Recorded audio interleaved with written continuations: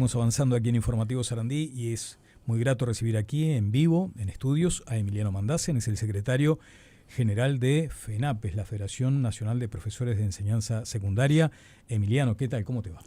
Buenos mediodías para todas y todos, para la audiencia, y gracias por la invitación como siempre y por el espacio. Es un gusto compartir con ustedes. La radio te trae también algunos recuerdos familiares. Sí, me acuerdo de mi abuelo tenía algún espacio en radio en Artigas y bueno, era bastante fascinante. Sí. Y es un medio que realmente es muy lindo de asistir. Y, bueno, ahora vos planteabas que ha tenido algunos cambios con el tema del streaming y eso, pero no deja de ser un espacio fascinante, ¿no? Mágico, ¿no? Tal cual, sí. ¿Pero de qué era el espacio del abuelo?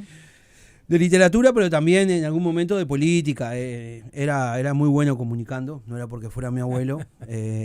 Algunos tratamos de seguir esa huella, pero es muy difícil. Era una persona con mucha formación y realmente bueno fue un ejemplo muy importante, también con una historia en la Federación de Profesores y eso, así que venimos de una larga historia, pero la radio siempre fue algo muy marcante. ¿Sí? Claro, desde ya. Bueno, estamos con Emiliano Mandasen, como ustedes saben, secretario de FENAPES. Hay varios asuntos, ni que hablar que podemos comenzar con esto más reciente, y es esta especie de marcha atrás en el plan piloto de reconocimiento facial. Estaba planteado para el Liceo de Piriápolis. Ustedes rápidamente se opusieron a eso. Hubo divergencias en el propio Codicen respecto a esta medida piloto. ¿Cómo evalúan esta decisión que se tomó en estas horas? Yo creo que dirigir y conducir un organismo de esa magnitud no es fácil. Y el rol de gobierno tampoco es fácil, así como el rol de ser referente de un colectivo sindical tampoco lo es. Yo creo que se demuestra una virtud al no ser tosudo con la realidad. Yo lo tomo como una virtud del Codicen de la ANEP y de su presidente, que resuelven dar marcha atrás ante el rechazo con fundamentos y generalizado de determinados actores de la comunidad educativa, porque no eran solo los docentes, eran los propios estudiantes y sus familias. Claro. Y me parece que una virtud de alguien que conduce es tener un lineamiento claro de qué quiere, pero tampoco ir y darse de cabeza de frente con la realidad. Emiliano, ¿y hubo una consulta previa con los profesores? Creo que la consulta no fue estructurada de la mejor manera y no se tomó a bien. Es un tema muy sensible, el tema de los datos de los estudiantes y lo que puede implicar la lectura biométrica de sus rostros, de su identidad, de a dónde va a ir a parar eso. Creo que tenemos que dar un debate bastante profundo sobre todo el tema de la tecnología, sobre todo el tema de la inteligencia artificial, qué es inteligencia artificial, qué no es, qué es el ordenamiento algorítmico, que no es lo mismo que la inteligencia artificial. Yo creo que elementos de inteligencia artificial de fondo son muy residuales en el Uruguay aún. Lo que hay son determinados elementos que te permiten ordenar información en forma prácticamente instantánea, que no es lo mismo que la inteligencia artificial, pero bueno, creo que la principal virtud de esto es saber escuchar. Creo que ahí hubo divergencias a la interna del Codicen que se resolverán a la interna del Codicen como corresponde. Me parece que ahí hay un análisis que debe procesar el organismo, que me parece que los representantes de los trabajadores ahí estaban muy claros en su postura, y bueno, me parece que no está mal. O sea, cuando se conduce un organismo de esa magnitud, saber leer la realidad. Debo destacar que después que salimos del Ministerio de Trabajo, el presidente del Codicen fue directo para Maldonado, entró a un gimnasio lleno de gente, él es maestro, sí, claro, y se enfrentó a la realidad. Bueno, yo no puedo dejar de desconocer esa virtud. Me parece que enfrentarse a la realidad y saber reconocer que bueno, que esto no se había trabajado de la mejor manera y generaba dudas, no está mal. No es quiero ser muy claro con esto. Yo creo que reconocer y lograr, no digo marcha atrás, pero rever una posición no es un síntoma de debilidad, es un síntoma de fortaleza. ¿No? Porque si yo gobierno de espaldas a la realidad, eso sí es un síntoma de debilidad. Sí, sobre todo considerando algunos aspectos que tenían que ver con un sistema que se entendía era garantista. El Codicen lo pone en práctica porque asegura cuál era el manejo de esa información que recogían las cámaras. Y también considerando lo del plan piloto, porque te podrían decir, bueno, mira, vamos a poner este plan que es piloto, si no funciona, damos vuelta para atrás. Pero esto no sucedió, o sea, directamente ni siquiera se inició esa fase. Mirá, el problema es que el tema de la desvinculación de los estudiantes no se va a atacar con un programa de estas características. Que quiero ir a eso también. El tema de fondo no es ese. Pero lo que yo tengo entendido, yo estaba en otra reunión y se comunicó conmigo el presidente del CODICEN, al cual agradezco la comunicación temprana de esta decisión, y nosotros inmediatamente trabajamos con los compañeros de Maldonado para pasarles la información de que esto no se iba a instalar, es que están trabajando en una especie de web o de aplicaciones que permitan hacer un trabajo de estas características. Van a ir técnicos a trabajar con la comunidad a este respecto sin que esté comprometida la identidad de las personas, exactamente. La privacidad de los datos. El problema es que yo creo que nosotros discutimos los problemas, nosotros, y no me pongo afuera, en forma equivocada. ¿Por qué? Porque a veces discutimos no el problema estructural, buscamos un atajo para decir que estamos discutiendo un problema de fondo y no lo estamos haciendo. El tema estructural es la ausencia de los es la desvinculación de los estudiantes, el ausentismo, y eso es un problema estructural del sentido que se le da a la educación. Pero primero, yo pongo el ejemplo cuando se discutía la estabilidad de los docentes, se decía que el problema era la elección de hora por más de un año, y eso es el mecanismo de acceso al puesto de trabajo. La estabilidad laboral pasa por otros componentes mucho más profundos que la elección de horas. Bueno, se circunscribió la discusión a eso, equivocadamente. Ahora, por suerte, no se está haciendo. Cuando se habla de la desvinculación de los estudiantes, hay que ir a factores, por ejemplo, en los sectores más pobres, hay una cantidad de factores de debilidades de base material, acceso a la salud, a la vivienda, a la alimentación, al abrigo, a la cultura, al transporte, que hacen de la desvinculación. Lo último en lo que piensan es ir al liceo. Pero además, si vos tenés un sistema de cuidados muy débil, tu madre, jefa de hogar, trabaja 10 horas por día y vos lo que tenés que hacer es dedicarte a cuidar a tus hermanos más chicos, ¿cómo vas a ir? Claro. O sea, está bien, ese es el diagnóstico. ¿Cuál es la terapia desde el punto de vista de los docentes? Nosotros entregamos el 18 de septiembre del año pasado una propuesta integral como coordinadora de sindicatos. Ahí hablábamos de dos elementos centrales estructurantes de toda la propuesta, que era la segmentación educativa y las desigualdades de origen. Yo creo que nosotros tenemos que estructurar, y este debate va permeado por todo el tema del espacio fiscal, el presupuesto, la discusión tributaria que está, ¿no? Instalada. Uh-huh. Nosotros tenemos que ir a una política de Estado de educación que no puede estar prendida de los avatares políticos electorales cada 5 años, y tenemos que ir a una cantidad de políticas sociales que protejan esas trayectorias educativas en una política de Estado que tiene que ser la educación. Porque la educación no es una política social, es una política de Estado. Entonces, ahí está la clave del asunto. Después hay aspectos que hay que debatir con respecto a cómo, de alguna manera, lograr que los estudiantes permanezcan. Bueno, la extensión del tiempo pedagógico real.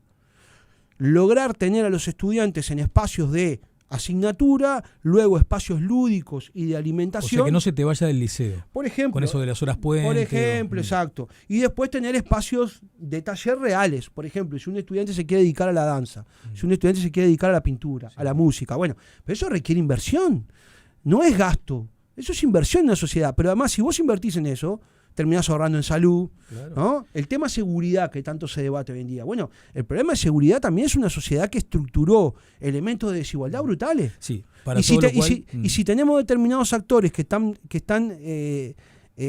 navegando en lo ilícito y sustituyen al Estado en los barrios, tenés un problema enorme, gigantesco. Entonces me parece que el problema va por ahí, y sincerar los debates, ¿no? Pues yo creo que muchas veces se caricaturiza, ¿no? Se dice, bueno, si yo toco determinados capitales, se van a ir todos. Bueno, no caricaturicemos. Si yo estructuro una reforma impositiva que de alguna manera capte más recursos para políticas sociales y para la educación, lo que estoy haciendo es mejorando la calidad de los aprendizajes, y eso va a implicar que aquel que quiere invertir acá va a tener mano de obra o personas preparadas para el mundo del trabajo, que como nos gusta decir a mucho más calificadas. Claro. Entonces, ustedes están afiliados a esta postura del PIT-CNT para provocar por lo menos un debate respecto a que los que tienen más, o ese 1% más rico, contribuya con un 1% a estas cuestiones vinculadas a la salud, a la pobreza, a la educación. Pero que no es un debate solo del PIT-CNT, es un debate que se está dando en el mundo. Europa discute en este momento el avance de la extrema derecha y el fascismo, vinculado a grandes elementos de desigualdad y totalitarismo que son aprovechados por estos sectores. Porque la desigualdad que engendra descontento. Y la gente busca muchas veces la alternativa más sencilla. Entonces, me parece que el debate es un debate que hay que instalarlo, pero con profundidad. Porque le puso la tapa ya el ministro de Economía porque dijo que esto en el presupuesto no va a estar. En todo caso, se revisará la matriz contributiva atendiendo a los depósitos de uruguayos en el extranjero. ¿No les convence esa parte, Emiliano? Todo lo que sea revisar y que venga más plata para el Estado, que además nosotros queremos ser muy claros, estamos reclamando mejoras salariales para mejorar nuestras condiciones de trabajo, porque los docentes en el Uruguay tienen un tema estructural muy grave. Trabajan demasiadas horas. Los docentes deberían trabajar la mitad de las horas que trabajan, como se trabaja en algunos países centrales, que se toman como ejemplo muchas veces, una unidad docente bien paga y después tener horas de departamento para poder corregir, apoyar estudiantes, problematizar sobre sus propias prácticas, porque si los docentes no elaboran política educativa, nadie la va a elaborar mejor. Esto que acabas de decir es un titular, claramente lo van a tomar así. Los docentes tienen que trabajar la mitad de su tiempo. Sí, claro. Bien, te van a decir, pero después tienen vacaciones como ninguno. No es cierto, no es cierto. Nosotros tenemos las vacaciones reglamentarias, son en enero, después nosotros estamos en la orden todo diciembre, todo febrero, tenemos meses de examen. ¿Cuántas horas promedio trabaja un docente? El promedio son más de 40. Más de 40 semanales. Yo te diría que son entre 45 y 48, habría que actualizarlo. ¿Y cómo descendés ese número de horas trabajadas para mantener la calidad? Yo creo que hay que ir a una política gradual de descenso de la carga horaria semanal sin pérdida salarial y transformar horas de coordinación y horas de apoyatura en horas de departamento, horas de permanencia, que hay que ver cómo se las trabaja, cómo se las estructura. Pero además tenés situaciones dramáticas. Los docentes nos llevamos prácticamente 10 horas de trabajo semanal en nuestra casa. Corrección, planificación, elaboración de juicios, trabajo diferenciado con algunos grupos de estudiantes. O sea, el profesor no sale del trabajo y cierra la oficina.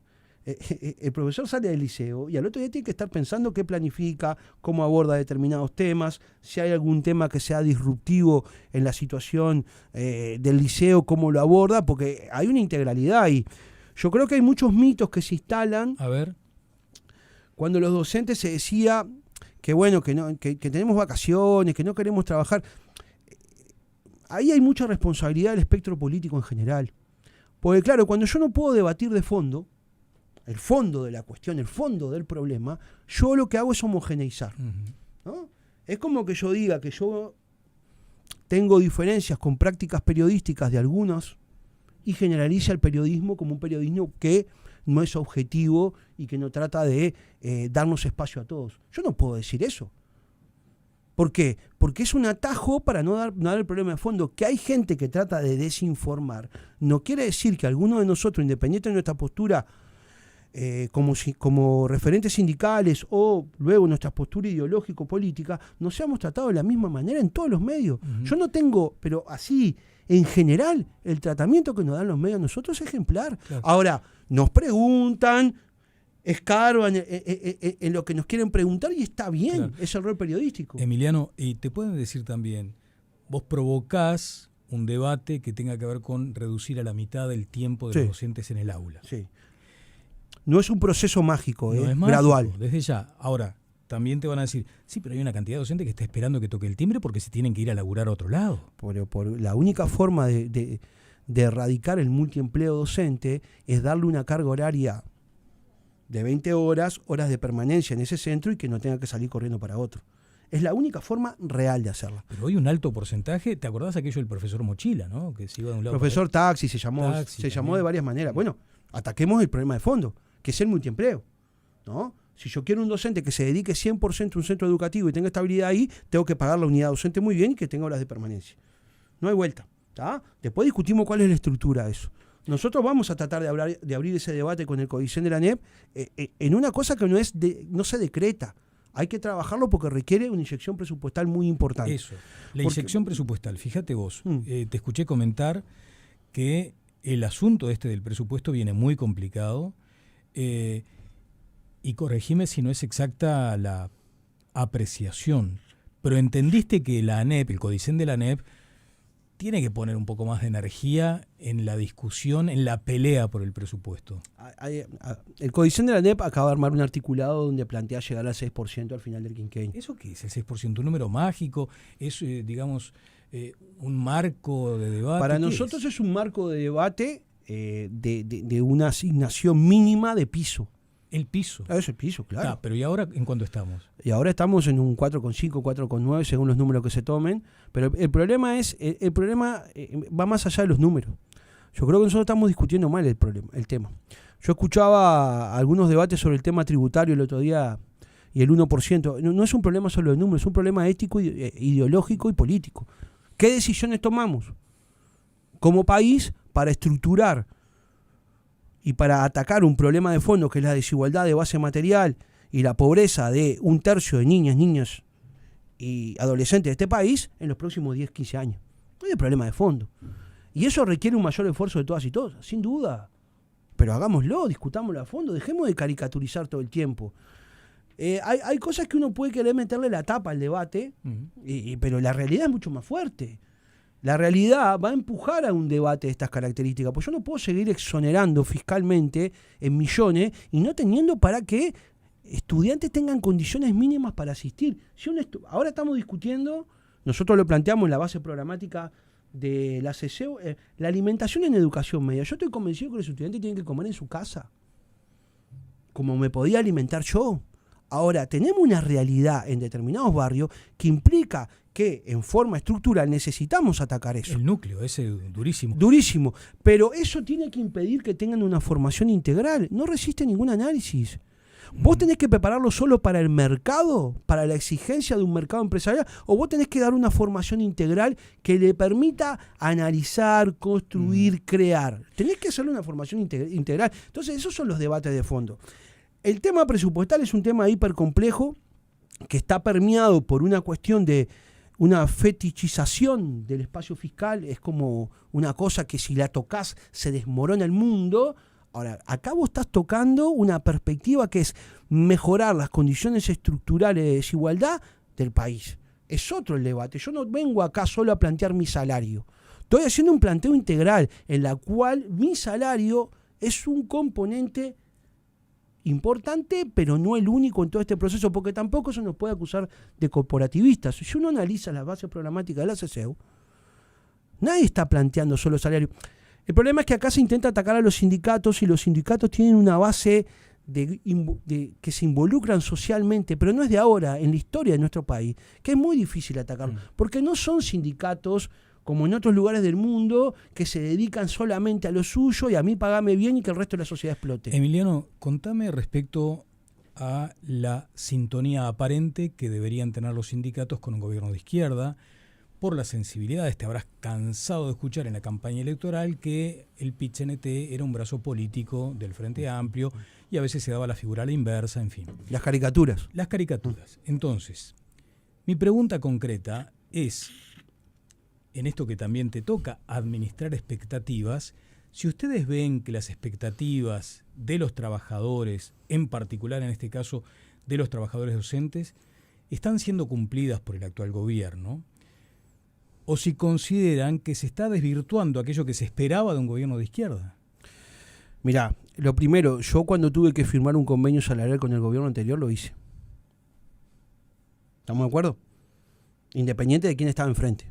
Digo porque una de las cosas que uno le da tranquilidad de realizar determinada tarea, más allá que es cansativa, es que uno trata de ser coherente y trata de resistir el archivo, cosa que muy poca gente puede hacer en estos tiempos. Nosotros el periodo pasado, en una confrontación muy dura desde el punto de vista ideológico y político con el gobierno anterior, nosotros discutimos un convenio y lo firmamos porque entendimos que era lo mejor que podíamos lograr en ese momento. Y era un gobierno de derecha.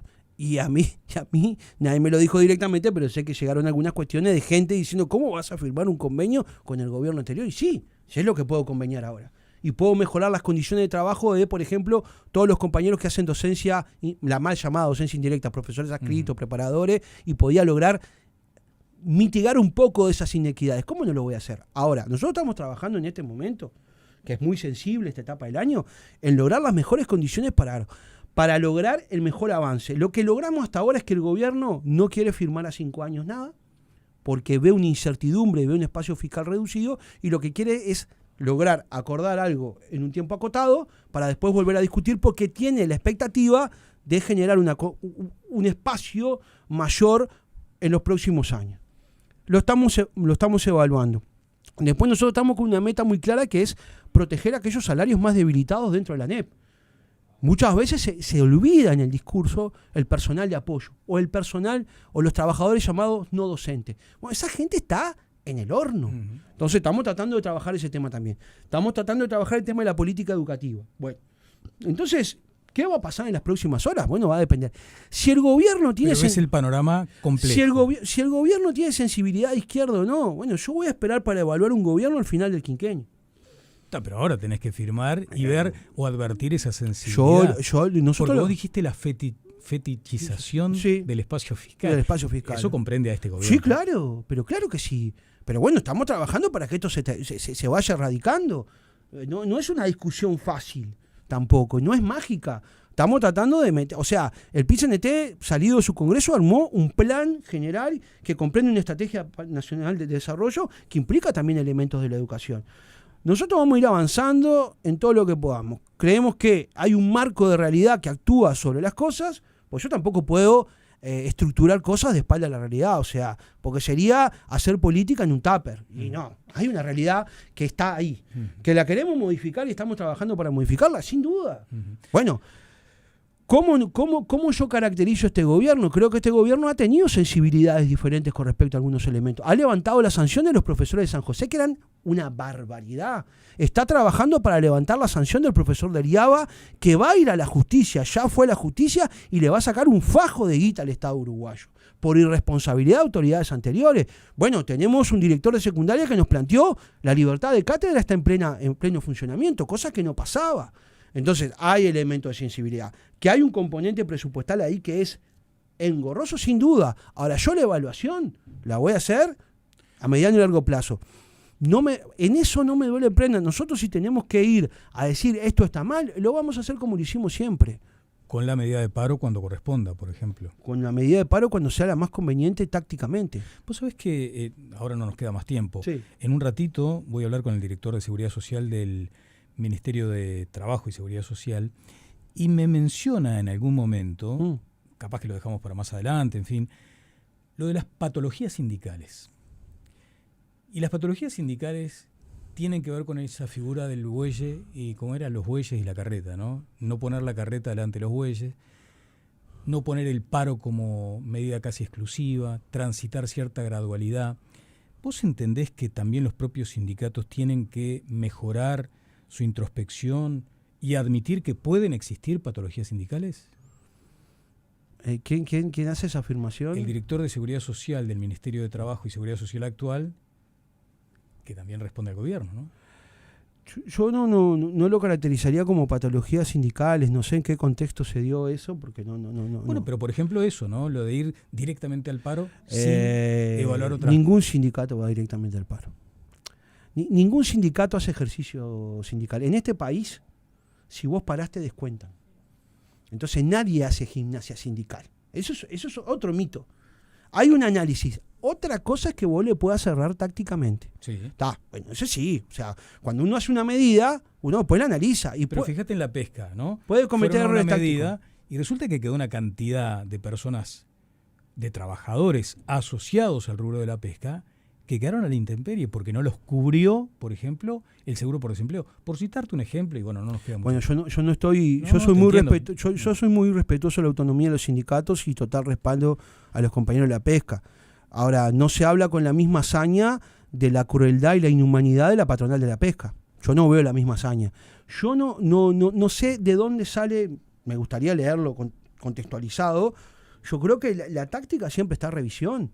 Ahora, nosotros nunca tomamos como primer medida el paro, jamás. Nosotros arrancamos un proceso de movilización como FENAPES en Semana de Turismo, recorriendo todos los departamentos del país, hablando de la importancia del presupuesto vinculado a una política educativa.